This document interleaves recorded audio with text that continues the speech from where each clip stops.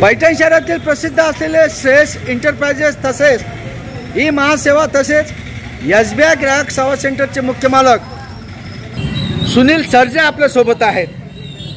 Sergey साहेब, आपल्या दुकानाला अचानक आग लागली आणि या आगीत आपले दुकान पूर्णपणे भस्मसात झाले, याबद्दल आपली काय प्रतिक्रिया आहे?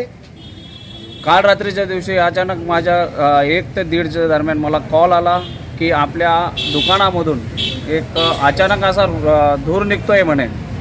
मी जेव्हा माझं शटर उघडले तर माझ्या दुकानात खूप मोठ्या भयंकर अशा स्वरूपाची आग माझ्या दुकानामध्ये होती आणि आतमध्ये जाऊन पाहिलं तर माझ्या पूर्ण वायरिंग ह्या पूर्णपणे जळलेल्या होत्या आणि माझं काउंटर आणि माझे असलेले साहित्य पूर्णपणे दुकानाचे जळून खाक झालेले। आज मी कोणत्याही स्वरूपाचं ते नुकसान मी सांगू शकत नाही किंवा किती झाले काय झाले। बरं, आपल्या दुकानात आपण कुठली सेवा पुरवत होतो ग्राहकांना? आमच्या दुकानामधून लोकांना महसुलाचे ई सेवा केंद्रांतर्गत महसूल खात्यातील सगळ्या प्रकारचे कागदपत्रे व इतर जातीचे प्रमाणपत्र व सर्व महसूल खात्याचे कागदपत्र आम्ही इथून पुरवत असो। त्यानंतर SBI ग्राहक सेवा केंद्रांतर्गत येथील SBIतील कस्टमरांचे किंवा ग्राहकांचे आम्ही सेवा यांना पुरवायचो। बरं, तर आपल्या दुकानात साधारण ही जी आग लागली तरी ही कशामुळे लागली असावी असा तुमचा एक अंदाज आहे?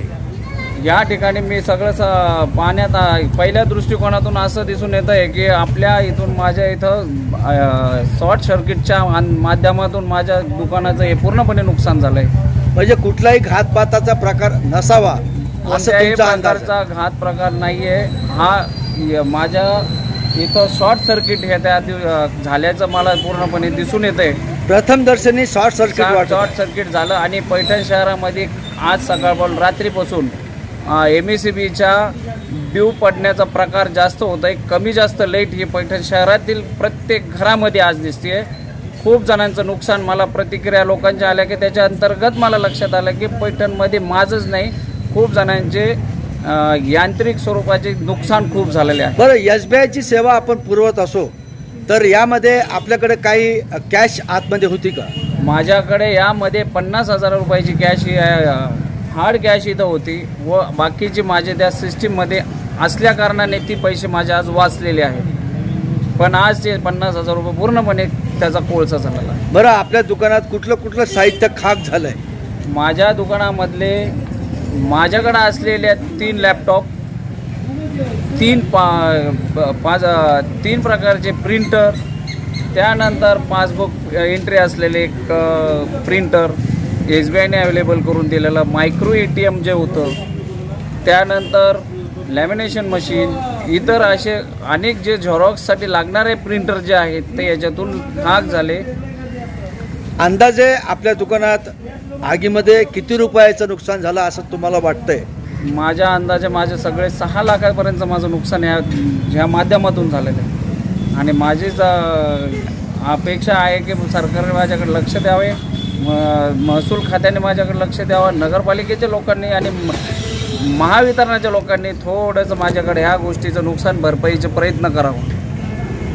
सर्वात महत्त्वाचा मुद्दा असा की आज तुम्ही शून्यातून हे दुकान उघडले, याच्यासाठी खूप प्रयत्न केले आणि आज ही दुकान पूर्ण नेस्तनाबूत झाली.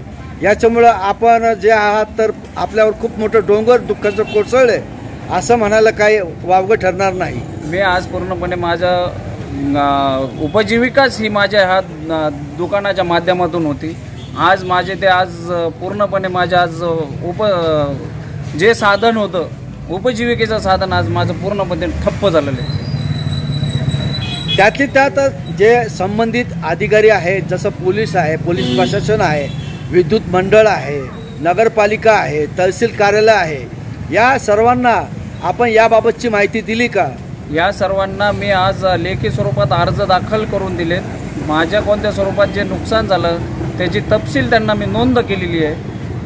अजून याच्या व्यतिरिक्त मी जे मला आवश्यक असलेल्या गोष्टी मी त्यांना पुरवत आहे. अजून पण आपण जे दिलेले सादर केलेले कागदपत्राच्या आधारे आपल्याला शासनाने मदत करावी अशी आम्ही संभाजीनगर समाचारच्या वतीने कळकळची सरकारला विनंती करतो.